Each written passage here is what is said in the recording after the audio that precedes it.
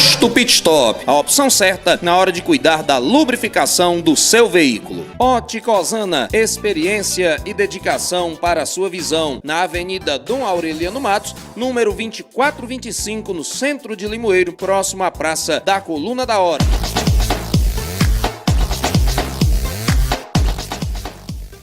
Olá! No Expressão Feminina de hoje a gente vai falar sobre saúde e a gente vai abordar um tema que está muito comentado, né? Não só no Brasil, mas mundo afora. No mês de abril é comemorado o mês de conscientização do autismo. Você sabe o que é o autismo?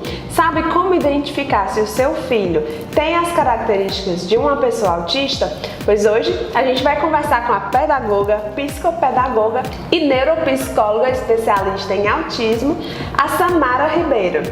Samara, o autismo ele tem, graças a Deus, né, se tornado um tema comum à nossa sociedade, mas infelizmente ainda existe muito preconceito, existem muitas dúvidas também, na verdade.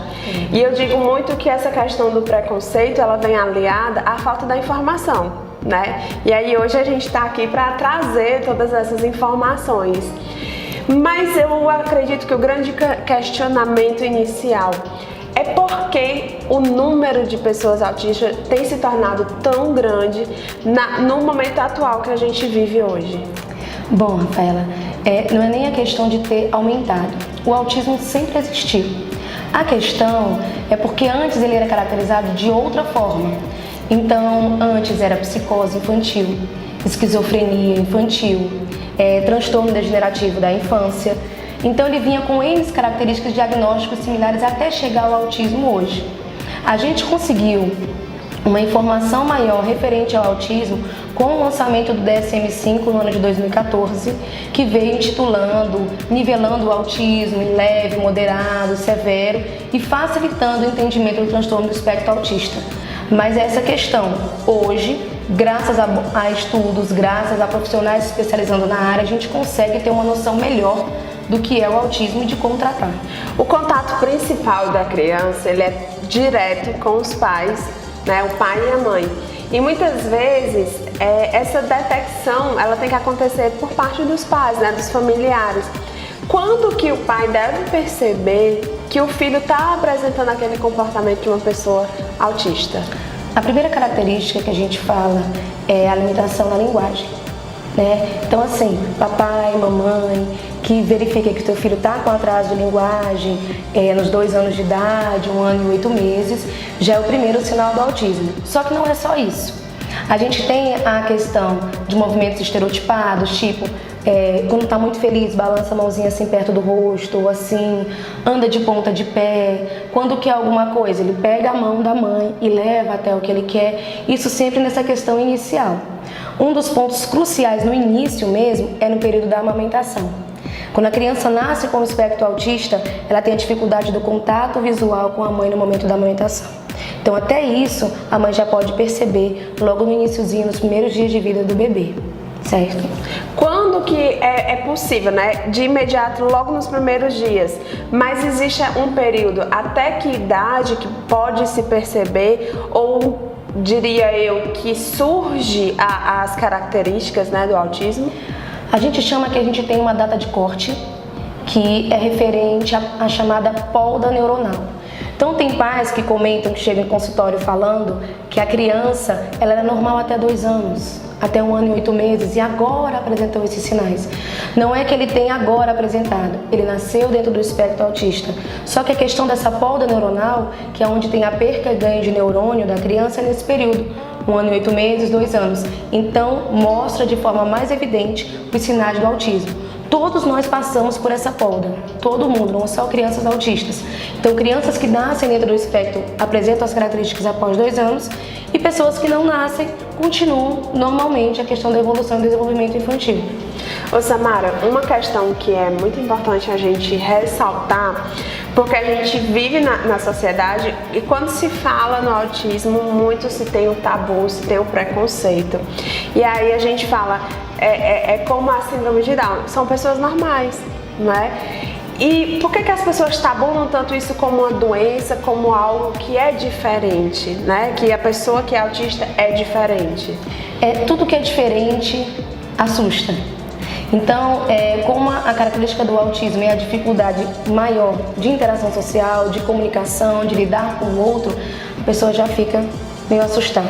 Uma das coisas muito interessantes que acontecem é que as crianças com autismo, não todas, mas boa parte, elas não gostam de barulho, elas não gostam de multidão, elas ficam receosas em um ambiente com muita gente.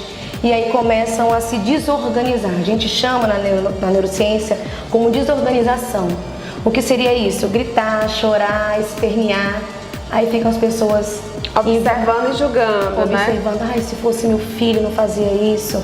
E isso machuca tanto a mãe quanto a criança. É verdade. Porque é todo um trabalho. Eles precisam de uma rotina, então tem que ser conversado. Olha, a gente vai sair de casa, a gente vai ali no Pinheiro, e a gente vai fazer isso e isso e a gente volta. Para a criança já ter uma noção para onde ela vai, o que ela vai fazer e como ela vai voltar para casa. Quando isso não acontece, acontece essa desorganização. E aí já vem a questão das pessoas não quererem chegar perto ou tem esse receio. Eu ouvi uma vez algo que me deixou muito chateada, muito magoada. Foi uma pessoa comentando, falando de autismo, até mesmo no ônibus, e disse assim: cuidado, não fica perto de uma criança com autismo porque pega. E eu na mesma hora, acabei me, digamos assim, intrometendo na conversa e dizendo: gente, autismo não pega. E fui explicar, e era senhora. É a mesma coisa do tabu que tem com o Down, né? Dia 21, né, de março foi a questão da síndrome de Down, e tem pessoas idosas que acham hoje que se chegar perto de uma pessoa com Down vai pegar. Em pleno século XXI, isso é um absurdo. Com certeza. Então a gente tem que quebrar esse tabu, né? Mostrar que não é essa a realidade.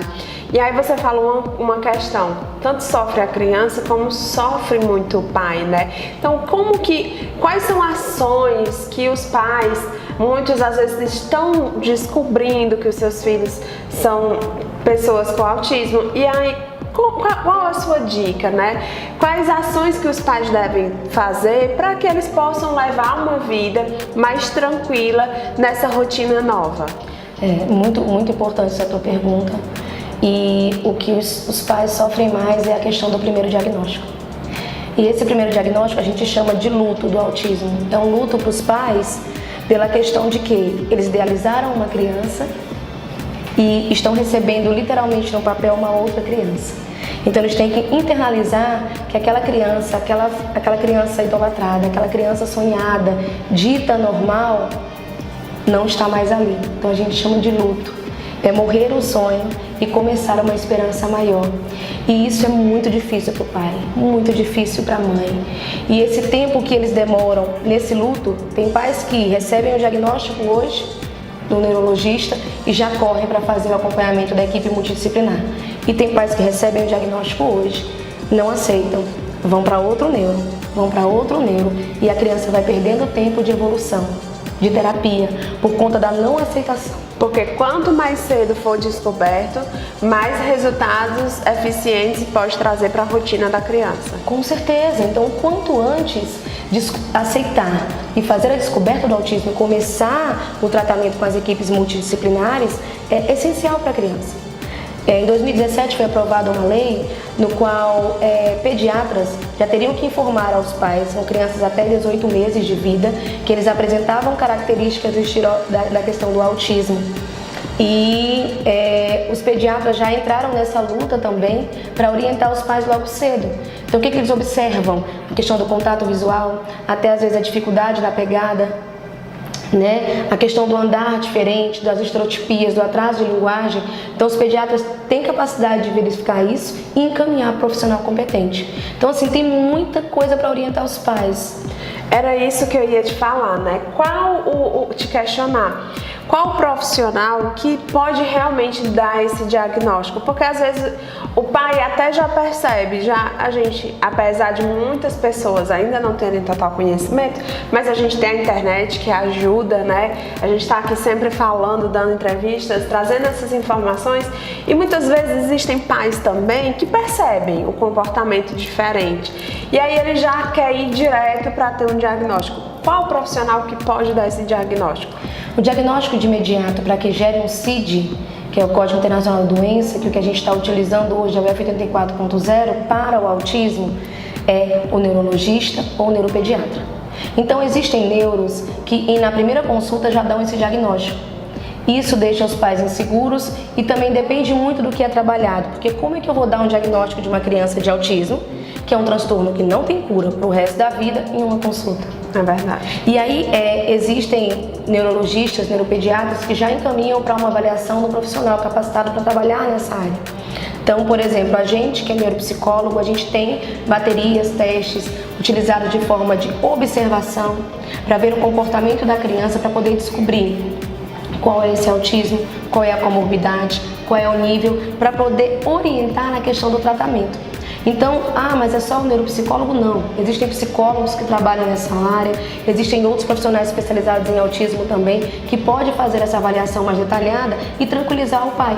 Porque o pai sai do consultório médico com o laudo transtorno do espectro autista F84.0, procura equipe multidisciplinar. Certo, e aí? Não existe só o autismo, existe o autismo com a comorbidade. Então a criança pode vir autista com hiperatividade, autismo com déficit de atenção, autismo com atraso cognitivo, que é muito raro, né? O autismo leve, que tem crianças que vêm com altas habilidades, que é aquele antigo Asperger que a gente não utiliza mais. Então, assim, é importante procurar um profissional capacitado para poder orientar esses pais como realizar esse tratamento. E a equipe multidisciplinar sempre é composta de fono, de psicólogo, de terapeuta ocupacional, de neuropsicólogo, de psicopedagogo, dependendo da idade. Então, assim, é a busca que se faz necessário. Não digo que o primeiro diagnóstico de neuro a gente vai ficar naquele, mas estudar, querendo ou não, como você fala, ler livros também. Tem muitos autores falando de autismo. Então, se interessar pela temática, não ficar só naquele primeiro diagnóstico e parar ali. Aí, inclusive, tem um livro muito bom, Rafaela, que é do professor Wilson Cândido, que é Autismo, Azul de Todas as Cores, né, que ele lançou no ano de 2018. Maravilhoso para professor, para pai, por onde eu me baseio até pelas palestras que eu estou dando aqui na região. Me baseio muito com o livro do professor Wilson, porque ele é essencial, a linguagem é acessível, dá para todo mundo compreender. Tá muito bom esse livro, eu gosto. Você falou de quantos pais, tanto aqueles que estão descobrindo agora o diagnóstico, como os que já trabalham e aí abraçaram a causa, né, e levam esse trabalho de amor pelo filho e pela família mundo afora. Eles têm também se trabalhado nas leituras, nos eventos. E como que você está trabalhando esses eventos? São palestras? Como é que funciona? Esse mês aqui, por ser o mês de abril, eu estou levando palestras de 2 horas falando sobre autismo, conscientizando, explicando o que é, dando orientações. Boa parte dessas palestras são gratuitas, né? Eu estou pedindo apenas 1 quilo de alimento, para poder ajudar famílias carentes, que a gente sabe que tem gente muito que precisa, né? E aí vou estar em Tabuleiro do Norte, no dia 23. Dia 23 de abril. E dia 8 de maio em Russas, também falando sobre autismo. A gente teve eventos posteriores, já estive em Flores, teremos um evento em Russas, e o meu objetivo é explanar, não somente nesse mês de abril, mas ir para outros municípios também. Já estou fazendo contatos com colegas de outros municípios para falar sobre como autismo. Que funcionam as inscrições? É via telefone? É via telefone. O seu telefone? Não, telefone, pode entrar em contato comigo, mas eu tenho uma aluna que está fazendo as inscrições, que é a Daniela Alencar, e geralmente eu passo logo o linkzinho para a pessoa que entra em contato e ela se inscreve com ela. E também nas redes sociais, a gente está colocando no Facebook, no Instagram. Cada município também tem um representante, né, que faz essas inscrições. Em Tabuleiro, em Tabuleiro do Norte, né, procura o diretor do Colégio Alternativo, ele que está fazendo as inscrições. Em Russas é um evento aberto da prefeitura, então a gente está divulgando, colocando convite na rede social e a pessoa vai para o evento, não precisa se inscrever. Nos outros municípios vamos ver como é que vai ficar, mas o que eu puder fazer para divulgar autismo, para tranquilizar pai e mãe, orientar, e não ver mais aquela carinha de preocupação que eu vejo quando o pai, quando a mãe chega com o coração aflito no consultório, com aquele diagnóstico na mão, o que tiver ao meu alcance eu vou fazer. Muito bacana essa situação. Olha, gente, se vocês quiserem saber um pouco mais sobre os eventos e sobre o trabalho também da Samara Ribeiro, então o telefone dela tá passando aqui na tela, ela atende em Número do Norte na Nemoclinic e também tem o consultório dela lá em Russas, não é isso, Samara? Isso. Lá em Russas, na Ortoimplante, os atendimentos.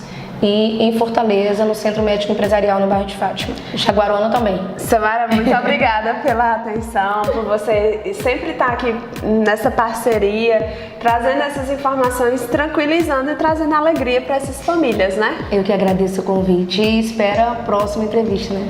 Se Deus quiser.